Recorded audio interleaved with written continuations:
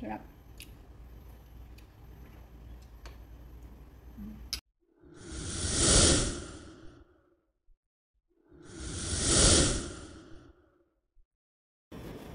So, ito na mga palangga, yung mga ingredients ng ating longganisa. Yan, minced meat. Then, lalagyan po natin siya ng bawang, garlic. Mga 2 cloves lang po ito siya. So, kasi hindi ako masyado sa bawang. And then, lagyan natin ng salt. Yan, salt natin. Mga 1 teaspoon lang po. Yan. Tapos, kaya, ito na lang yung gagamitin ko. Yung white pepper lang. Yan. And then, paprika. Mga palangga. Buksan ko na lang, no? Tapos, naglagay na lang ako ng 1 teaspoon. Hindi ko maano. Hindi, ganito na lang. Yan. Mga palangga, supposed to be, kailangan yung aswete, sana. Yung, ano ba, yung pampakulay. Kaso wala akong aswete na powder. Kaya, ito na lang, paprika. So, ito natin. Ating soya sauce. Yan.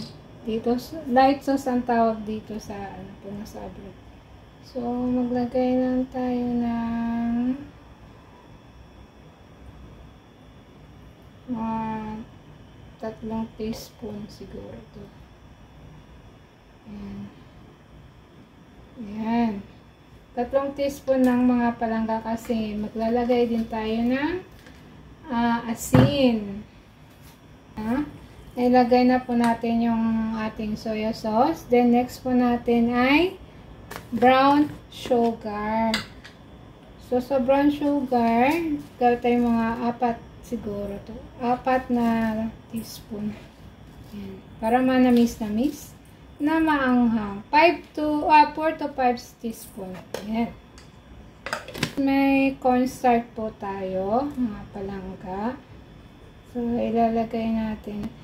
Maglagay po tayo ng tubig, na konti lang po, mga masa-masa 3 teaspoon or let's say nasa 4, ganon. Ayan. Para pang mix po natin, mga palangga. Ayan. Hanggang sa na-mix na yung ating ingredients. So, ayan mga palangga, magbabalot na po tayo ng ating longganisa. So, ito po, meron po tayong windscale. Gagamitan natin ng windscale kasi para parehas-parehas po sila ng timbang. So, ayan. I-press po natin back to 0. Ayan. So, ang gagawin po natin ay magtimbang po tayo ng mga 35 grams. Yun, mga 35 grams na kalaki. Para po sa akin, gusto ko ganito lang siya kalaki, no? Nasa sa inyo po kung gaano po kalaki yung gusto nyo. Yan, 35 grams. Yan, no? Mga palangga, kita nyo, 35 grams. Yan.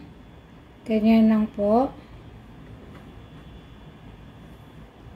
Ang gagawin po natin is, babalutin dito, plastic wrap. So, ganyan din lang po natin, no? Pahaba. Babalutin natin para siya. Para haba. Yan. So, ganyan lang po, mga palangga. I-roll lang natin. Ayan, i-roll. Then, ganyan. So, you can see, mga palangga, yan. Gawin natin parang candy. Ito din sa kabila. Ayan.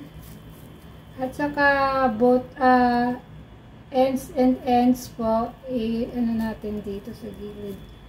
Tutupiin. Yan. Yan. So, ito na po yung ating longganisa. So, lalagay po natin yan dito. Yan. Actually lang mga palangga, nakabalot po ako kanina. Ayan, mga nabalot ko na po. Ayan, sila.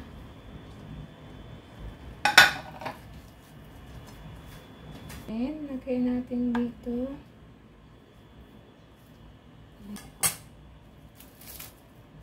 natin na nga po.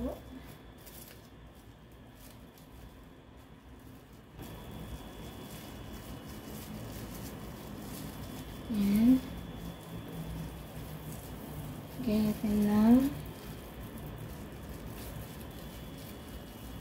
Pwede nyo rin po ganito lang. Adjust lang po. Yan. Gawing candy. Side. Yan. Yan na po.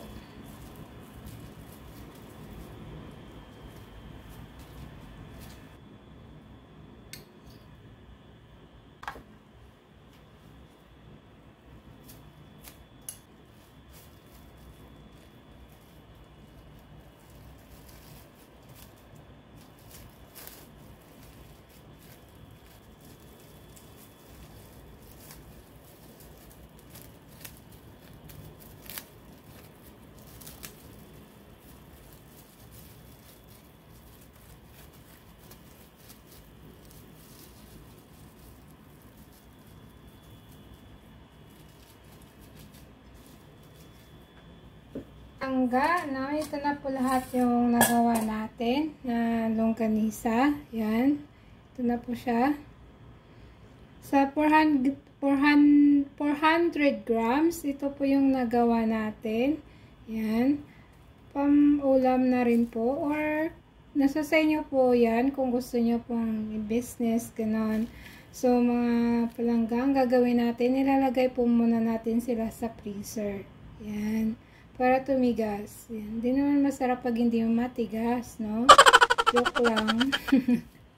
So, lalagay po natin sila sa freezer para pag niluto natin po ay nagdikit-dikit na po sila, no? Maganda na po magdikit-dikit. So, mga palangga, andito na po yung ating longganisa na nilagay natin sa ref. Yan. Ayan na siya. So, samahan niyo po ako mga palangga. Lulutuin po natin para sa ating breakfast. Yan. Ay. Tindig sa dulo.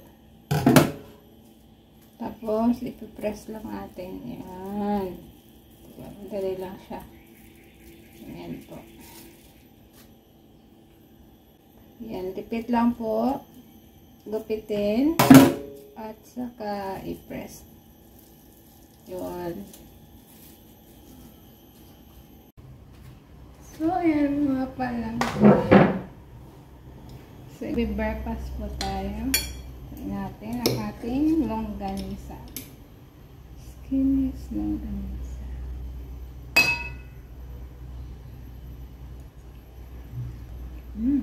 Not bad. Sarap po siya.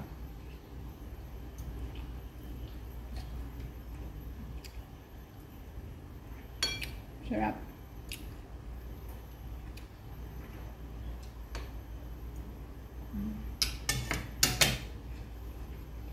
Bagay na bagay po sa mainit na kape.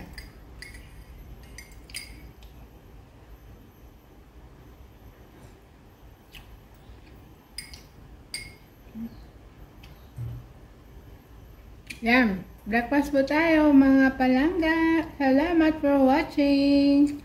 God bless. Hope you subscribe and click na rin po ang ating notification bell para lagi po kayong updated sa ating mga videos. So, tara po. Kain. Masarap po yung breakfast natin. Kain po tayo mga palangga.